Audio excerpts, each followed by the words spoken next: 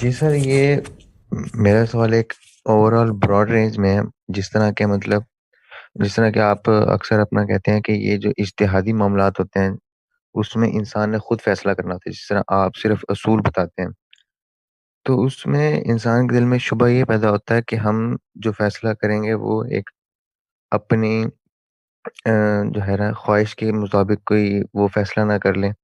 اور دوسرا یہ ہوتا ہے کہ یہ سمجھنا میں چاہ رہا ہوں کہ جس طرح نماز کو کم کرنے کی رخصت دی گئی ہے، اور اس طرح کے دوسرے معاملات میں، مذہبی معاملات میں جو رخصت دی گئی ہے وہ مشقت کی بیس پہ ہے یا مجبوری. ایک ہوتی ہے مجبوری کہ انسان کے پاس کوئی چارہ نہیں ہوتا، ایک ہوتا ہے مشقت، جس طرح کے جرابوں پہ مسح کرنے والا مسئلہ ہے. اور اس طرح کے اس میں مشقت کتنی ہو تو انسان کر سکتا ہے، وہ جو رخصت کی طرف جا سکتا ہے. تو یہ تھوڑا سا اصول ایکسپلین کر دیجئے گا.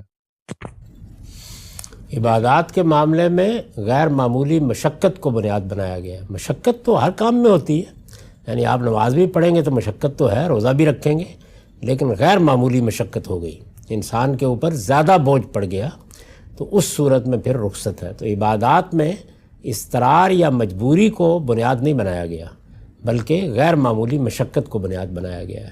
حرمتوں میں اضطرار کو بنیاد بنایا گیا ہے، یعنی آپ کسی حرام چیز کا ارتکاب اس صورت میں کریں گے یا کوئی حرام چیز اس وقت کھائیں گے جب جان پر بنائے، آخری درجے میں مجبور ہو گئے، زندگی موت کا مسئلہ پیدا ہو گیا، تو وہاں اضطرار کا اصول ہے. اس کو بیان کیا ہے کہ فمن استر غیر باغن ولا عاد، یعنی آدمی مجبور ہو گیا، بے بس ہو گیا، اس کے پاس کوئی چارہ نہیں رہا، اس وقت بھی نہ حد سے بڑھے نہ ضرورت سے زیادہ استعمال کرے. ان دو شرطوں کے ساتھ اجازت دی ہے. لیکن عبادات کے معاملے میں یہ اصول نہیں ہے. عبادات میں غیر معمولی مشقت، تو غیر معمولی مشقت جیسے ہی پیدا ہو جائے گی تو انسان اجتہاد کرے گا. غلطی ہو سکتی ہے، کوئی حرج کی بات نہیں.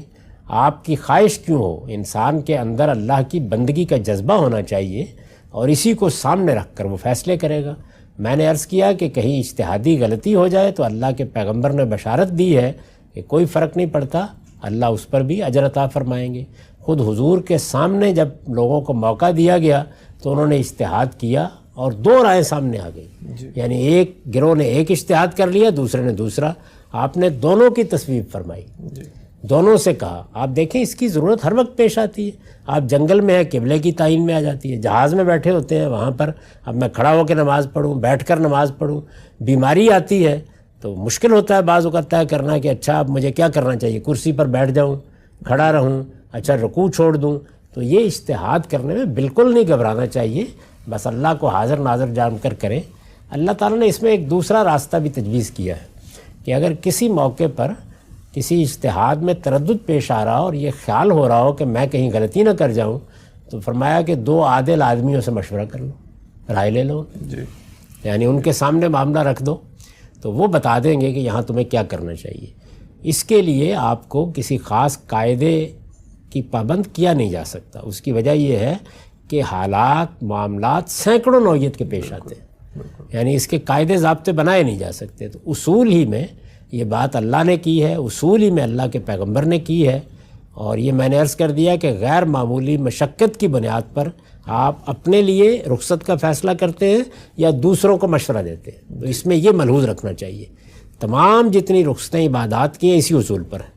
یعنی حضور نے مسح کرنے کی رخصت دی، اللہ تعالیٰ نے تیمم کرنے کی رخصت دی، یہ سب ایک ہی اصول پر مبنی ہے کہ مشقت پیدا ہو گئی تو ظاہر ہے کہ اللہ تعالیٰ نے اب تیمم ہے، تو یہ ذمہ داری نہیں ڈالی کہ آپ اب بھاگیں اور جا کے کہیں نہ کہیں سے پانی تلاش کریں، بس ہو گیا معاملہ.